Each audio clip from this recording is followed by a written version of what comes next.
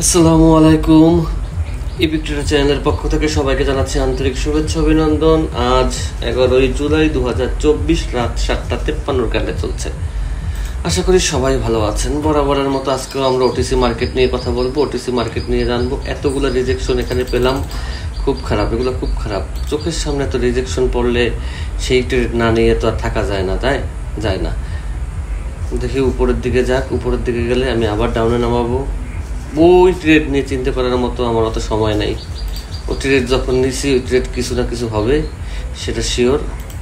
ওটা নিয়ে আমার টেনশন নাই। ও, আপনি যদি আমাদের চ্যানেলের একদম নতুন হয়ে থাকেন তাহলে অবশ্যই চ্যানেলটি সাবস্ক্রাইব করবেন। আর যদি অলরেডি সাবস্ক্রাইব করে থাকেন, ভয় দেখায়, ও মা, তো আর ভয় দেখায় লাভ নেই।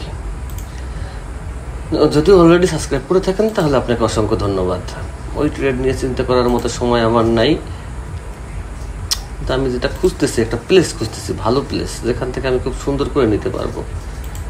এই তো আমাকে কোথায় প্রফিট দিবে, ও মা, কি করতেছে, এত ভয় দেখায়। এগুলো হচ্ছে আপনাদের জন্য ভয় দেখাচ্ছে যে দেখো আমি কিন্তু চাইলেই লস দিতে পারি, এই আর কিছুই না। কারণ এটা মোটামুটি মার্জিন শিওর শর্টের ট্রেড মার্কেট। এখান থেকে অনেকগুলো রিজেকশন নিছে।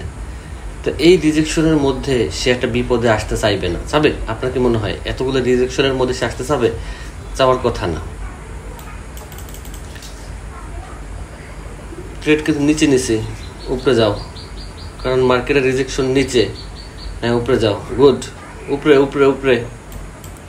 যেভাবে বলবো ক্যান্ডেল তুমি ওইভাবে চলবা, তার চাইতে একটু 19-20 হবে না। কিন্তু এই ক্যান্ডেলটা একটু রেড মুখী হওয়ার সম্ভাবনা করতেছে, আর কিছুই না।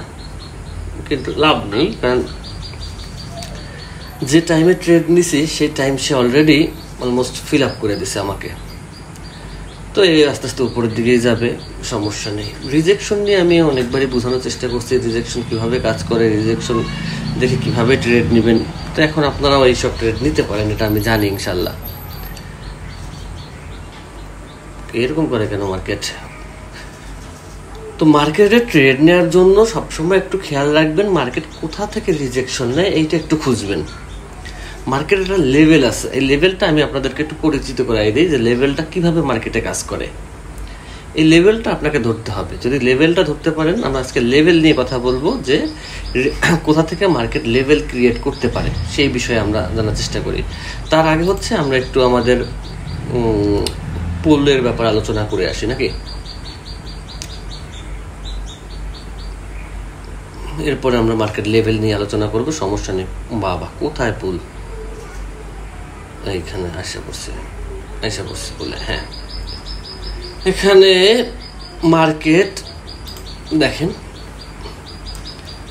মনে করেন এখানে একটা মোমেন্টাম ক্রিয়েট হয়েছে। যদি মোমেন্টাম না, একটা 1 2 3 মেথড ক্রিয়েট হয়েছে। 1 2 3 মেথড কি সেটা আমার আগের ভিডিওতে পেয়ে যাবেন, এই ভিডিওর আগের ভিডিওতে। দেখেন মার্কেট এখান থেকে কন্টিনিউ করছিল। তো কন্টিনিউ করার ফলে মার্কেট এখানে একটা গ্যাপ দিছে। কোনো আপ ট্রেন্ডের সময় যদি মার্কেট রেড উপর দিয়ে গ্যাপ দেয়, মানে তার মার্কেটটা উপরে যাওয়ার ইচ্ছা আছে। ক্যান্ডেলটা তো গ্যাপ এখানেও দিতে পারেন, গ্যাপ আপ হয়েছে, গ্যাপ ডাউন না। যদি গ্যাপ আপ হয় তখন মার্কেট উপরে যাওয়ার আশঙ্কাটা খুব বেশি থাকে, উপর দিকে যাওয়ার, কারণ মার্কেট গ্যাপ আপ হয়েছে। আর যদি গ্যাপ ডাউন হতো এই ক্ষেত্রে, তাহলে মার্কেট ডাউনে আসার সম্ভাবনা খুব বেশি থাকতো। যেহেতু তার পাশে একটা ক্যান্ডেল আছে, এই ক্যান্ডেলের কাজও হচ্ছে মার্কেটকে আপে নেওয়া। মানে সে একটা মোটামুটি এই জায়গায় একটা শক্তিশালী ক্যান্ডেল মার্কেটকে আপে নেওয়ার জন্য। যদিও এইখানে এরকম একটা ক্যান্ডেল আছে, সে আপে নিয়ে গেছে অলরেডি, বাট তারপরও এই ক্যান্ডেলের একটা শক্তি আছে, একটা পাওয়ার আছে, সে মার্কেটকে আপে নেওয়ার জন্য। তো মার্কেটকে আপে নিতে যদি হয়, তাহলে মার্কেট এখান থেকে যদি গ্যাপ ডাউন দেয়, গ্যাপ ডাউন তো মনে হয় বুঝেন যে এইটা গ্যাপ হচ্ছে উপর থেকে, আর এইটার গ্যাপ ডাউন হলে এইখান থেকে গ্যাপটা হতো, আমার এইখান থেকে গ্যাপটা হতো। তো গ্যাপ ডাউন হয় না, গ্যাপ আপ হয়েছে। গ্যাপ আপ এবং গ্যাপ ডাউন এর দুইটা মিনিং আছে। মার্কেট কখন গ্যাপ আপ এবং গ্যাপ ডাউন দেয় সেটা আমরা একটু আগে বুঝে আসি।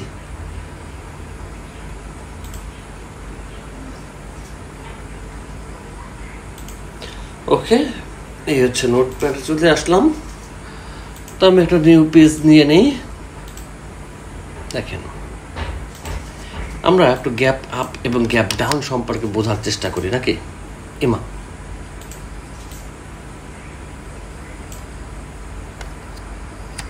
এটা তো এতদিন ছিল না, আবার আসলো অনেক দিন পরে। এই প্রবলেমটা আমার আগে হয়েছিল, যে ক্লিক করলে কন্ট্রোলে এগুলো চলে আসতো। আচ্ছা হোক, সমস্যা নেই, নামাই রাখছি। মনে করি মার্কেট আপ ট্রেন্ডে আছে, মনে করি আপ ট্রেন্ডে আছে। এখন গ্যাপ আপ বলা হয় কোনটাকে? গ্যাপ আপ হচ্ছে ক্যান্ডেল যদি এইখান থেকে শুরু করে, ক্যান্ডেলটা শুরু হওয়ার কথা ছিল এইখান থেকে, কিন্তু সে এই উপরে গিয়ে তারপর ডাউনে আসছে। এই যে মার্কেট একটা গ্যাপ ক্রিয়েট করছে, এটাকে বলা হয় গ্যাপ আপ। আর গ্যাপ আপ মানে মার্কেট যেতে চাইছিল উপর দিকে, বাট তাকে ফোর্স করে তার মনের ইচ্ছার বিরুদ্ধে তাকে নিচে নামানো হয়েছে। এই সকল ক্ষেত্রে মার্কেট যদি পাশে একটা ভালো ক্যান্ডেল থাকে, এরকম একটা ক্যান্ডেল থাকে, মানে যখন বলা হয় রুষ্টপুষ্ট, এবং এই ক্যান্ডেলগুলোর কাজ তো আপনারা জানেন যে মার্কেটকে কন্টিনিউ করার, তাহলে মার্কেট এখান থেকে আবার আপে চলে যাবে। এই সেম সেট আপ যদি মার্কেট এক্সাম্পল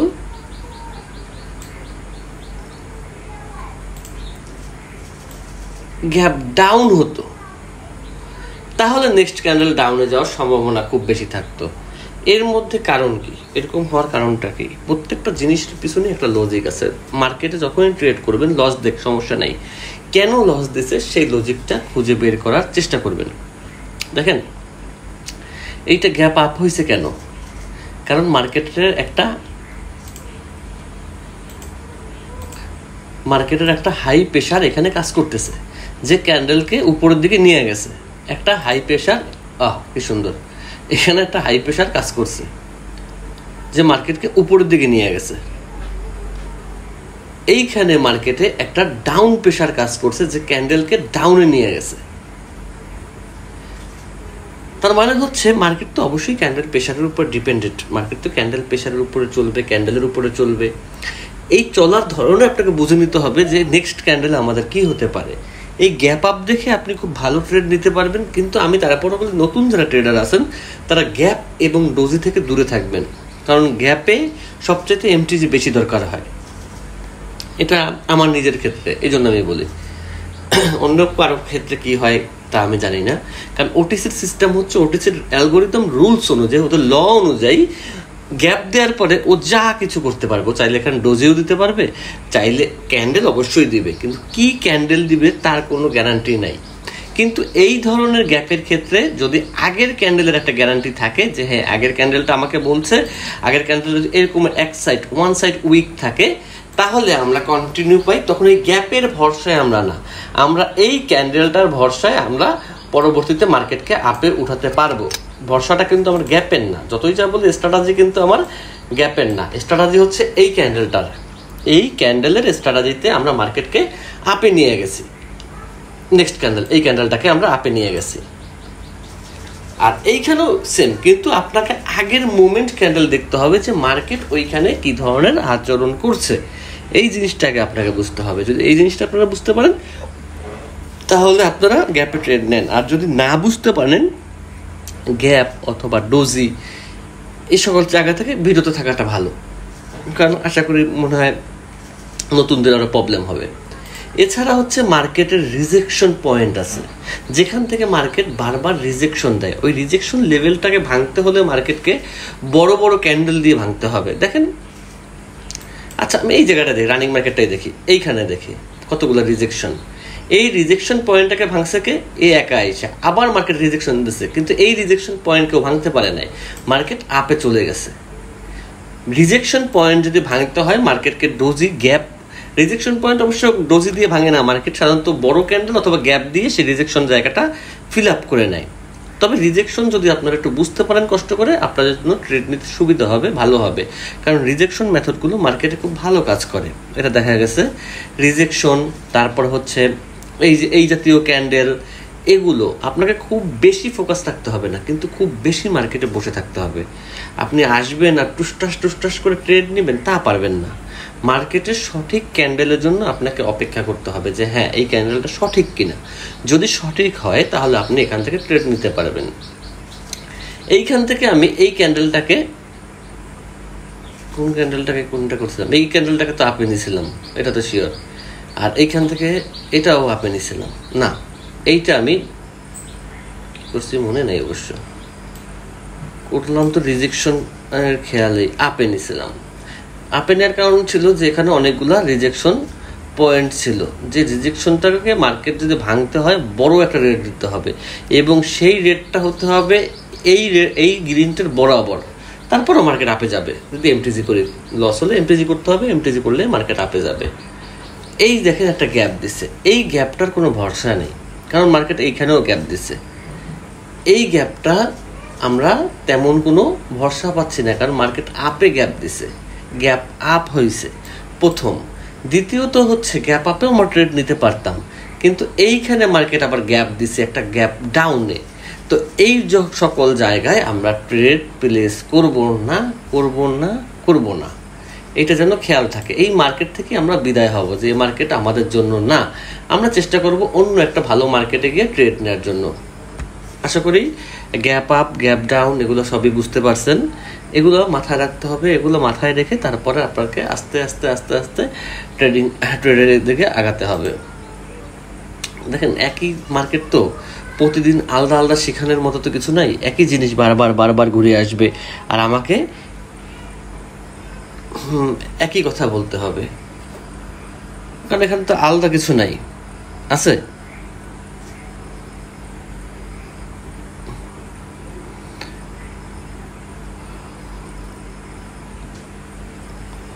আলাদা কিছু থাকলে আমি আলাদা কিছু বলতে পারতাম, কিন্তু আলাদা কিছু আমি পাচ্ছি না মার্কেটে।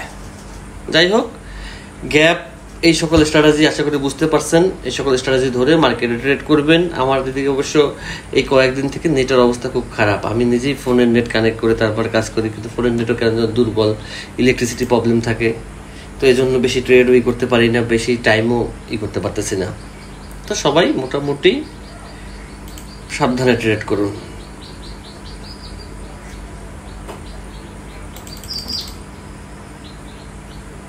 ট্রেড কিন্তু এইখানে নিছি, পড়ছে এখানে, কারণ মার্কেটের রিজেকশন পয়েন্টের মধ্যে আইসা আমি ট্রেড নেওয়ার চেষ্টা করি। যদিও বড় হয়, এত বড় হইতে হবে, যদিও বড় হয় অথবা আমার জায়গাটাকে সে প্লেসটাকে সে ভেঙে চলে আসে, তাহলেও আমি পরের ক্যান্ডেল আবার আপে দেবো, ঠিক আছে? আগেই বলে নিলাম, এমটিজি হতে পারে, কারণ ওর ভালোবাসা আমার খুব ভালো লাগতেছে না, ও এই জায়গায় এতক্ষণ থাকার কথা না, আমি বলছি কি। তো আমি এখান থেকে আবার আপে নেব, কারণ আমি ওর ধরন তো আমি জানি যে ও কী করতে পারে, কারণ ও এতক্ষণ এখানে স্ট্রে করার কথা না, ও যে টাইমটা স্ট্রে করছে এই টাইমটা এখানে স্ট্রে করার কথা ছিল না, ওর ছিল আরও আগে উপরের দিকে টান দেওয়া। কিন্তু ও যখন স্ট্রে করছে তখন আমি বুঝছি যে সে আমাকে কি বোঝাতে চাচ্ছে, সে বোঝাতে চাচ্ছে সে অনেক বড় একটা রেড ক্যান্ডেল হবে, সমস্যা নেই। এই ক্যান্ডেল আমাকে এইগুলো উপরটা তো এমনি লস দেখাই যাচ্ছে, নিচেরগুলো থেকে আমি প্রফিট ইনশাল্লাহ বের করে নেবো, সমস্যা নেই, টেনশনের কোনো কারণ নেই। চাইলে আমি এখানে নিতে পারতাম, নিলাম না, থাক। উপরেরটা কিন্তু অনেক উপরে হয়ে গেছে ট্রেড, দেখছেন? কিন্তু এত উপরের পরেও সে উপরে উঠবে ইনশাল্লাহ, উপর হয়ে গেছে কিন্তু সে উপরে উঠবে, প্রফিটও দেবে। আমরা একটু দেখতে তো সমস্যা নাই মার্কেট কি করে। এনজেডি ক্যাট উপরেরগুলো আমার সব প্রফিট। এনজেডি ক্যাট টাইম হচ্ছে 8:07 ক্যান্ডেল। এইটা হচ্ছে মার্কেটের একটা সিস্টেম। এই জিনিসটা যেদিনকে আপনি ধরতে পারবেন যে একটা ক্যান্ডেল এতক্ষণ স্টে কেন করলো, সে কেন বড় হইতে পারতো, তার পরের ক্যান্ডেল কি হইতে পারতো, এই জিনিসটা যখন আপনার মাথার মধ্যে খেলবে না, আপনি দেখবেন মার্কেট থেকে অনায়াসে প্রফিট গেইন করতে পারবেন। গেইন করাটা কোনো বিষয় না,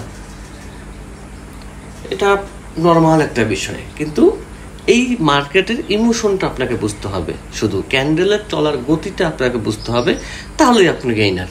আপনাকে আর বেশি কিছু করতে হবে না, মার্কেটের বেশি কিছু জানার দরকার হয় না মার্কেট থেকে প্রফিট নেওয়ার জন্য। জাস্ট এই জিনিসগুলো একটু ফোকাস রাখবেন।